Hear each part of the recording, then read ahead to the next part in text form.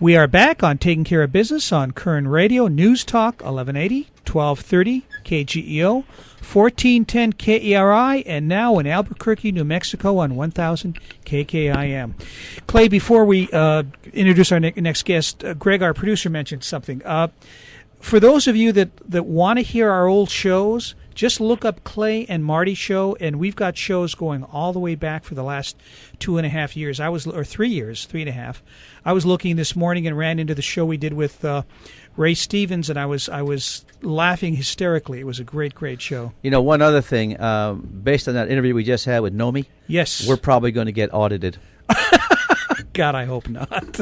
That's all we need. Yeah. But one of the things Noni was talking about was how women are just treated like slaves in the Muslim culture. Yeah, they're chattel. Yeah, and that kind of leads into our next guest. Our next guest is talking about a story that's really been brought to light after what happened in Cleveland a few weeks ago, where we had, 3 women who were held for 10 years. It's the issue of human trafficking, and our next guest is writer and director Wes Halula, and Wes is involved in a new movie that's going to be coming out called Stop Traffic, spelled Traffick. Wes, welcome to Taking Care of Business. Hi, thanks for having me. So let's start off by talking about what the 168 Project is. Right, the 168 Project is this is the 10th year. It's a speed filmmaking contest.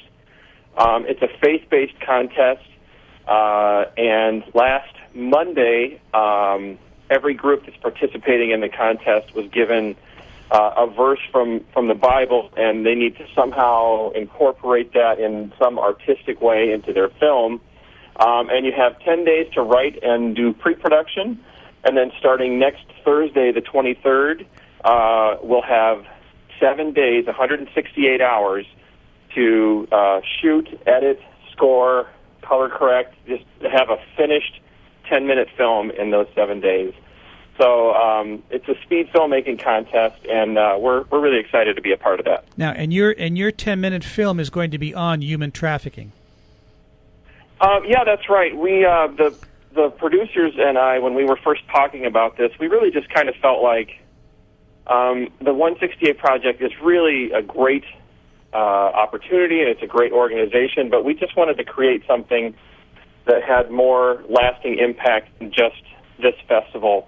And a lot of us had done work with Compassion International, which is a child sponsorship program that it's a one-on-one sponsorship program where you sponsor one kid and write letters back and forth to that kid and really take that kid out of poverty. And we've done enough work with them that this theme of human trafficking started popping up over and over and over again, and we started really diving in and really felt like, wow, this is a huge problem, and it's just barely on the consciousness of Americans. And actually, one of the things that really struck us was that this is a gigantic problem right here in the United States. I showed one of our early drafts of our script to some friends, and they said, this is just unrealistic. This doesn't happen in America. And I was just blown away by that because there are 100,000 people being trafficked in the United States every year. So it's a giant problem here. Well, I don't know if you're aware, I'm sure you're aware, that Dr. Bill Bolthouse Jr.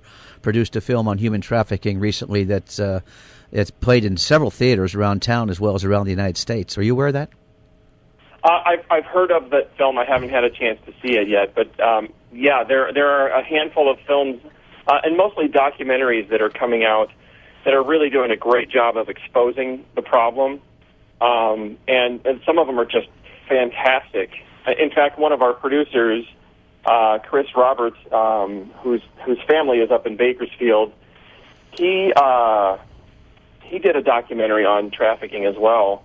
But one of the things that we felt pretty strongly about is that people are drawn to stories, they want to latch on to one person and hear their story and go on a journey with that person. And we felt like this is a good way for us to kind of ease people into this issue that are maybe a little bit queasy about it.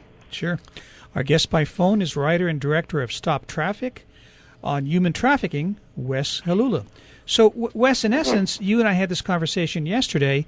This really is slavery, and slavery still exists in this country. I mean, you can have a woman, the example in Cleveland where you had 3 women there for 10 years. I mean, that's Right. horrible. I mean, that's slavery in 1860s style. You know. It really is. There's no difference. It's and it's it's awful the way these slaves are treated, what they're used for.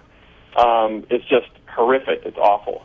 Now and sadly, this situation in Cleveland, it certainly brought a lot of attention to it, but it's not an isolated incident at all. and the problem is it'll die off after a few weeks, and people will forget. That's the biggest That's right. problem. But now you're going to be doing That's right. your filming in Bakersfield and Las Vegas, if I remember correctly. Is that right, or am I wrong? No, you're absolutely right. We're actually one of the producers. We're in Vegas right now, scouting for our shoot next Thursday, and really one of the stories, one of the angles that we want to take with our story is that there are some amazing people that are on the front lines of this issue right now. All over the country, there are safe houses, because a lot of times when these girls come out of this sex trafficking world, they don't have anywhere to go, and if they just go home or go to wherever they came from, these guys will come and get them again, and things will be worse for them when they do that. So there are organizations and people, just brave people all over the country that have safe houses, and they get these girls out of these situations and put them in a safe house. And they lay low, and they teach them new skills, and they kind of give them a new life. So for us, we're going to shoot in Vegas, which is the number 2 city for human trafficking in the country, and then kind of show the not the glitzy Vegas, but the seedy underbelly of Vegas. And then we're going to shoot in Bakersfield, where we'll have a safe house. And we just think Bakersfield is the perfect antithesis of that world. It's clean and safe, and we're going to shoot on a horse ranch out there, and it's just really a peaceful world out in Bakersfield. So that's why we're shooting there. So, and you and I had this conversation yesterday, Wes, but one question I didn't ask you is, if Vegas is number 2, what's the number 1 city for trafficking in the country? Well, it might surprise a lot of people. It's actually Atlanta, Georgia. Atlanta. You see, I would have guessed New York, but Atlanta, Georgia. Why Atlanta, Georgia? Well, it's sort of an international hub. I mean, just a gigantic percentage of airplanes land in Atlanta, Georgia when they're coming from outside the United States. So one of the things that happens pretty regularly is that these girls, when they are first taken, they keep them on the move so that people cannot find them. And one of the ways they do that is that they send girls from overseas to the United States, and they send girls from the United States overseas, and they just keep them moving so that they can never be tracked. So Atlanta is a huge hub because it's a hub for all international travel. It turns out to be a hub for human trafficking. So one of the websites you sent me to yesterday, I was looking at the information, and they said, it kind of goes along with that this is the second most prosperous business in the entire world. Non-taxed. Is human trafficking. I mean, that's Isn't amazing. that ridiculous? Yeah, I mean, It's ridiculous. It's that prosperous and that unknown. Yeah. That's exactly right. It's amazing that it's such a gigantic business, and we don't even know about it. We don't even know it exists. But part of that is no one would be shocked to learn that pornography is a giant world business. It's a huge economy. But people don't do the math to realize that pretty much all of pornography is somehow connected to human trafficking. So in one way or another, the people that are involved in that industry are taking advantage of or kidnapping or, a lot of times people basically keep these girls just on a constant high, that they're just filled with heroin so that they can really never get their wits about them, and also so that they need the people that basically own them. They have to keep coming back to that person for more. Yeah, which makes sense. So yeah. When we come back, let's talk a little bit about how prevalent it is, and let's talk a little bit about your website. We'll be back in a moment great. on Taking Care of Business on Koerner Radio News Talk 1180.